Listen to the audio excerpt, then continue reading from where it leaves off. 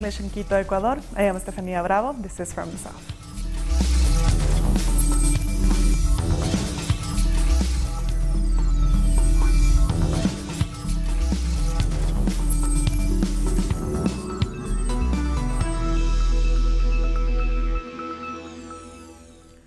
Bolivian President Evo Morales has arrived in Venezuela to attend the swearing-in ceremony of President Nicolas Maduro.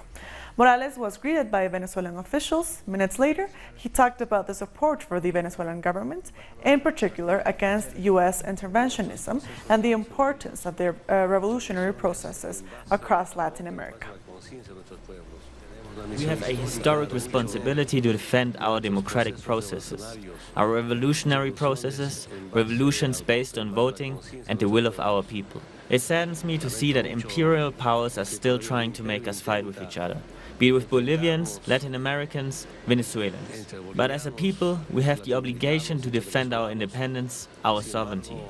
So we salute this revolutionary people, the children of Bolivar, the children of Chavez. We have come to defend our liberation. And just a day before Venezuelan President Nicolas Maduro is to take office for his second term, he outlined his diplomatic policies and vision for his people in the coming years. Maduro strongly condemned the Lima Group, calling them a cartel, and saying that what they are doing is illegitimate. He also gave the group a 48-hour ultimatum to rectify its refusal of his new government. The Lima cartel received this diplomatic protest where we demand a rectification of their position on Venezuela in 48 hours, or the government of Venezuela will take the most urgent and crude diplomatic measures to defend the integrity, sovereignty, and dignity of our nation. 48 hours. The governments of the Lima cartel to rectify their interventionist and rude policy. The government of Venezuela has clearly alerted the governments of the Lima cartel, saying that if they do not rectify their position on the Venezuelan jurisdictional sea and its pretended position of delivering that sea by public declaration to the Republic of Guyana, we will take the strongest measures that are possible in diplomacy. We have talked clearly.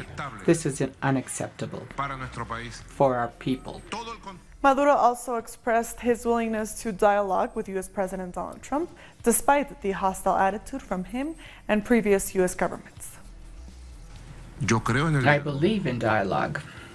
I hope the United States of America abandon its policy of complot, conspiracy, and aggression against Venezuela. And I hope President Donald Trump rectifies his mistakes and those made by Barack Obama against Venezuela. And we start sooner than later a respectful dialogue, a high-level dialogue with an open agenda, to walk towards a relation of cooperation, joint work. This is my hope.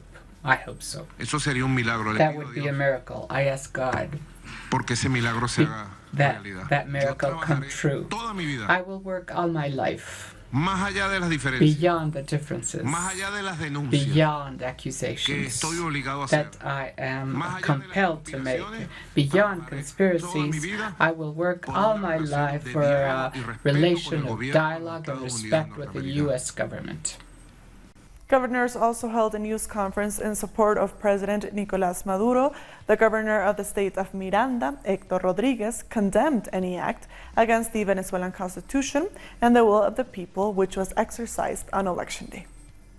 The presidential swearing-in ceremony is the result of our sovereignty that's represented by the Venezuelan people. It's a legitimate process supported by our people, and as a result, President Nicolas Maduro will be sworn in for a second term on January 10, 2019. The electoral process celebrated on May 2018 was exceptional because the people held a massive and democratic participation, even after being a target of a brutal economic war in an international intimidation campaign without precedents. It was exceptional because it had all the transparency guarantees based on strict electoral norms, audits, and inspection systems. Social leaders from the Mapuche community in Chile have also shown their support for the Venezuelan government and against the declaration of the Lima Group. We, the Mapuche people, express our reaction of the interventionist attempts of the U.S. government against the Venezuelan people. We want to express our solidarity and support to them. We are very concerned about a possible warmongering scenario in Latin America. We make a call to be alert and all of our support to the Venezuelan government. Freedom is the biggest resource we have to continue living and coexisting in this planet. It is a legacy left by our ancestors and we need to protect it, especially for future generations. We want to give all our support and solidarity, from the southern point of the continent to the Venezuelan people, and especially to the indigenous communities across Latin America. Human rights groups in Guatemala have applauded the Constitutional Court for overturning the government's decision to expel a UN-backed anti-corruption mission from the country. Activists gathered in front of the court to support the ruling and the work of the International Commission Against Impunity. Activists say the lack of governors and growing corruption have contributed to the increase in the number of people leaving Guatemala in hopes of a better future. The International Commission Against Impunity has to return because it's clear the existence of an illegal body and clandestine security apparatus that is part of a mafia economic political network embedded in the places you've already seen and that have been self-confessed. Our correspondent in Guatemala City, Mario Rosales, has more details. The Constitutional Court has announced a resolution to suspend the decision of President Jimmy Morales to end the agreement with the United Nations-backed International Commission Against Impunity. 4 judges voted in favor as the court's president, Dina Ochoa, voted against it. There are still questions of whether President Morales will follow the court's resolution, which allows the members of the UN Commission to continue investigating and working in the country. The commission was established in 2006 with the authority to conduct independent investigations and work with the country's prosecutors. It has often clashed with Morales, whose National Convergence Front is close to military officers responsible for many human rights violations during the country's civil war. We thank Mario for that report, and now President Morales will likely face legal actions for his decision to expel the Anti-Corruption Commission. The Constitutional Court of Guatemala has presented legal actions against President Jimmy Morales after the agreement with the International Commission Against Impunity illegal. Legal experts say the president did not follow proper legal parameters to make such a decision. President Morales broke international public law because he didn't follow the Vienna Convention of Legal Rights and Treaties. He had 12 months to file a complaint, and he did not fulfill the fundamental principles of this law. The Constitutional Court ordered Jimmy Morales to allow the UN Commission to continue with their investigation. Social leaders say he's disobeying the highest legal institution of the nation, which they consider to be a crime. No one is above the law. We must submit to the Constitution and to the legal system. We ask President Morales to reconsider the situation and not to continue sinking the country's sovereignty. In the country's recent history, no president has disobeyed a resolution from the Constitutional Court. In 2018, President Morales said he would allow the UN Commission to carry out an investigation until September 2019. Different social sectors think it's unreasonable to expel the Commission before the established deadline. The law must be imperative, and that means that no one is above it. Even a president with popular support cannot break the Constitution. We need boundaries. We can't break our legal system. Guatemala signed an agreement with the UN in 2006 to create an international commission against impunity to operate in the country. This is the first time that a commission investigated the family of a president, in this case, the family of Jimmy Morales. We'll be back very soon. Stay with us.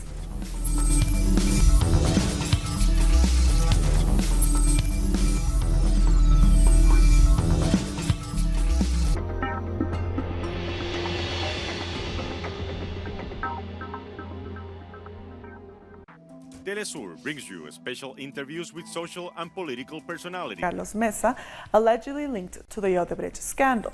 This investigation involves the company Camargo Correa, accused of bribing public officials in return of highway construction contracts. The state prosecutor's office says these payments were received by members of Mesa's administration. The Bolivian government and social movements have risen to the defense of indigenous people who are the targets of racist remarks made by a Brazilian lawmaker. Rodrigo Amorim, a member of the party led by President Jair Bolsonaro, has called for the expulsion of the indigenous community from Brazil. The Brazilian lawmaker has told so-called Indian sympathizers that they could go live in Bolivia if they disagreed with the renewal plans intended for native Brazilian territories. Several social institutions have described Amorim's remarks as racist and disrespectful. Whether it's in Brazil, in Bolivia, in the continent, this is the level of disrespect and hate they have towards indigenous people. Of course, we are very proud because in Bolivia, indigenous people are the foundation of this plurinational state. Indigenous communities are also firing a salvo at the Brazilian legislator. In Brazil, there are 7 million in the Amazon and 255 indigenous towns and more than 100 native languages. President Bolsonaro has had 40% of support from Afro-Brazilian and indigenous people. Foreign Affairs Minister Diego Pari is also strongly condemning the verbal attack on indigenous communities. This while he assures that action will be taken. He says the state is mandated to defend and promote the rights of indigenous people. Bolivia is a diverse country. Bolivia is a country that respects, acknowledges, and strengthens its indigenous people. And we have to continue strengthening these vulnerable communities because they are the essence of Bolivian plurinationality. The population is made up more than 50% indigenous people and campesinos. In fact, in 2006, for the first time in history, the indigenous government of Evo Morales was elected into office. He has promoted a new constitution that recognizes its 36 indigenous communities and states, as well as their native language and Spanish. Peru's interim Attorney General Zoraida Ábalos has declared a state of emergency in the Attorney General's office. This decision came on Tuesday, the same day former Attorney General Pedro Chavarri resigned from the post. Ábalos said this measure is meant to recover citizens' trust. She also gave her support to the prosecutors investigating the Odebrecht case. All prosecutors investigating corruption will have my full support. We have a really difficult situation in this institution. So until the National Justice Board is set up, I declare a state of emergency in the State Attorney's office. Our correspondent in Lima, Jaime Herrera, has the details. Zoraida Ábalos was named interim Attorney General after Pedro Chavarri resigned on Tuesday, and her first decision was to declare a state of emergency in the public ministry. On its part, Congressional is proposing a law to reform the Judiciary and Justice Council. This will determine how magistrates and Supreme Court judges are chosen, as well as the Attorney General. Currently, 3 out of 5 judges, part of the head judges from the Attorney General's office, are being investigated for corruption cases. It's important to mention that President Martín Vizcarra will address the nation regarding the latest events. People are expecting Congress to approve the judiciary's reform. Meanwhile, the Congress's president, Daniel Salaverry, has announced his resignation from the Popular Force Party, citing differences. We thank Jaime Herrera for that report. In a fresh attack, United States President Donald Trump has used a televised address to the nation to evoke fears among migrants. On top of this, the address didn't offer any solution to the partial government shutdown, now nearing its 3rd week. Tonight, I am speaking to you because there is a growing humanitarian and security crisis at our southern border. Every day, Customs and Border Patrol agents encounter thousands of illegal immigrants trying to enter our country. And migrants at the U.S.-Mexico border reacted to Trump's speech and expressed worry of the U.S. president attacking them. We are afraid. We have hope. We don't want to enter illegally. We just want to enter because we have problems. We are also people. And as he said, it makes Trump sad. Well, we are also people who have a history, and we hope that our lives gives him sadness. And Mexican President Andrés Manuel López Obrador has said that promoting development in Mexico and Central America is the best way to confront the migratory crisis gripping the region. The wall is part of the migratory problem, but we want to solve the migration problem by attacking the causes. What we've proposed has been made very clear. We are persuading and convincing the government of the United States that the best thing is for the development of Central American countries and of Mexico, that there be productive activity and jobs in Central America and in our country, that migration be made optional, not obligatory. That's our stance. But then, there are those who want us to fight.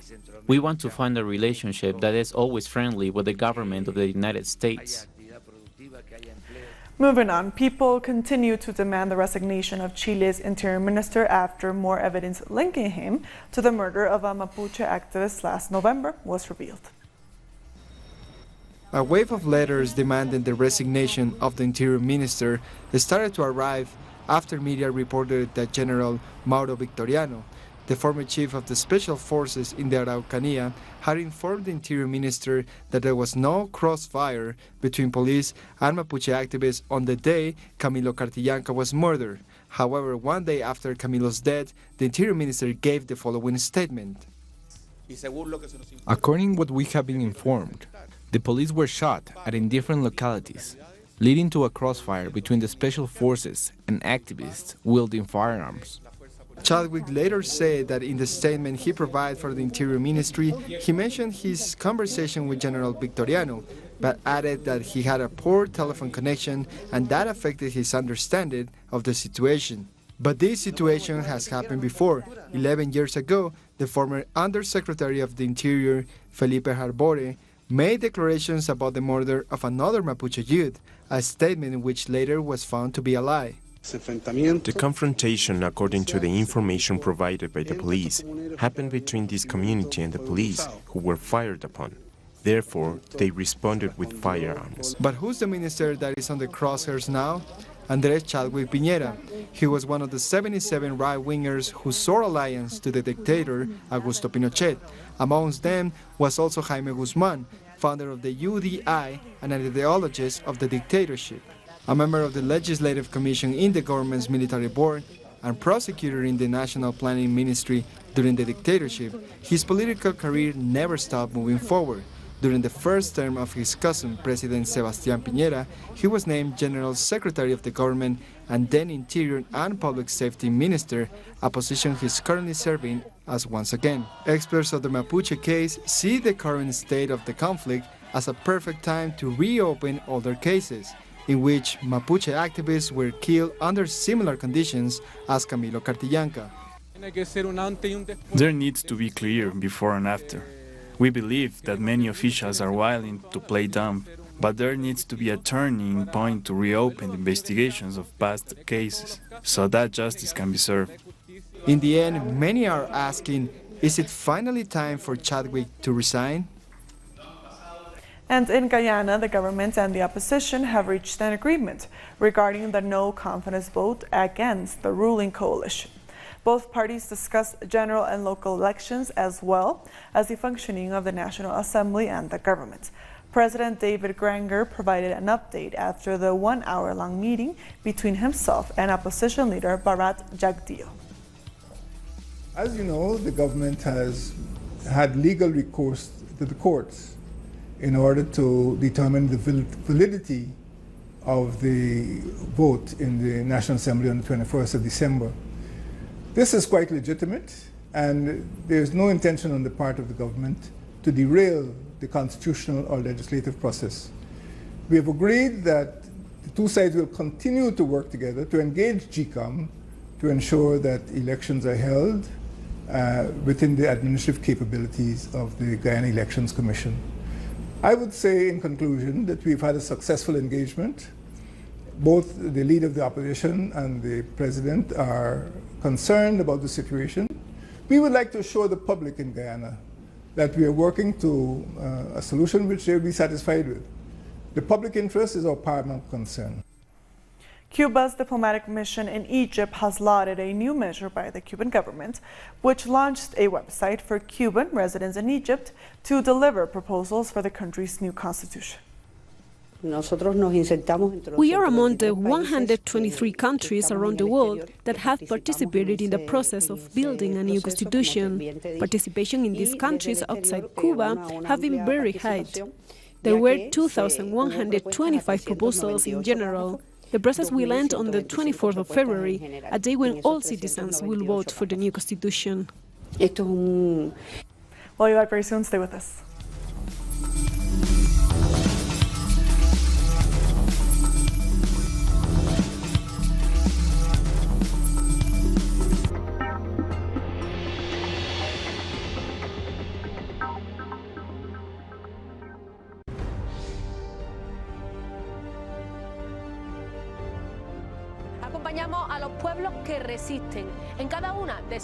Of a meeting with Democratic congressional leaders in the White House. This happened after they refused to support funding for the U.S.-Mexico border. Posting on his Twitter account, Trump called it a total waste of time. The meeting with Nancy Pelosi and Chuck Schumer was yet another failed attempt to end with the government shutdown.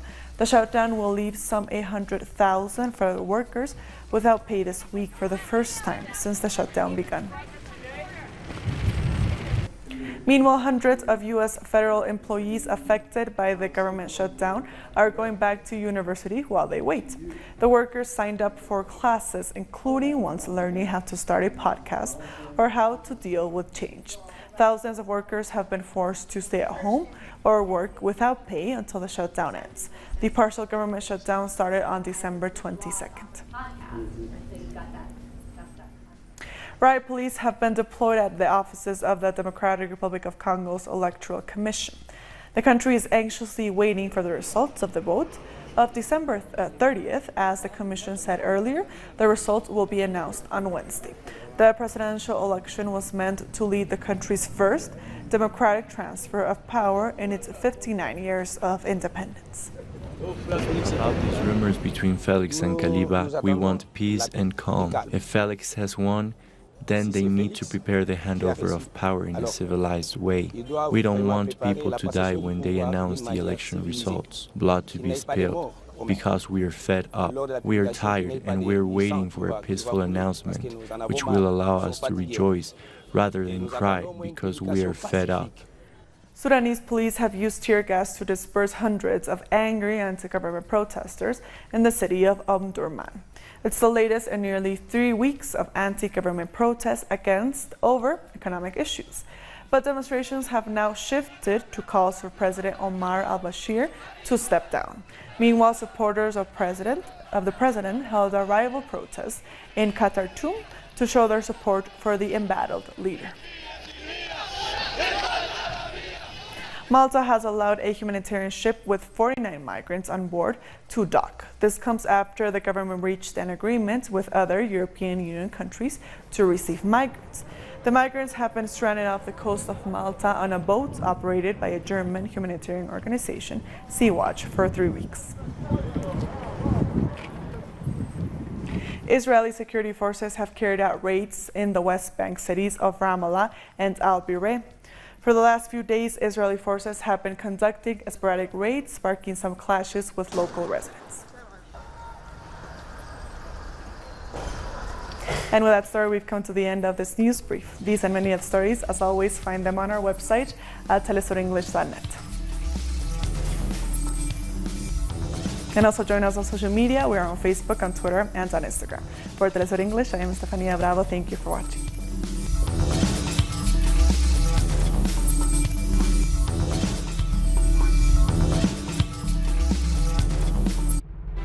Follow the most important global events through a comprehensive perspective. With a team of journalists in 25 locations around the world to convey our people's reality.